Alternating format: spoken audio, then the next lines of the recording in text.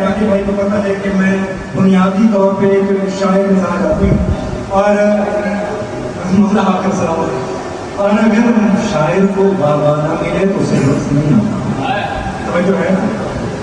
اب میں نے کیا کہا، اختلاف بڑا ضروری ہے۔ اب سمجھیے گا کہ اختلاف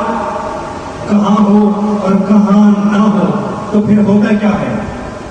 یہ سوچنا ہی عبث ہے کہ کہاں کہاں ہے علی، جہاں جہاں ہے حقیقت،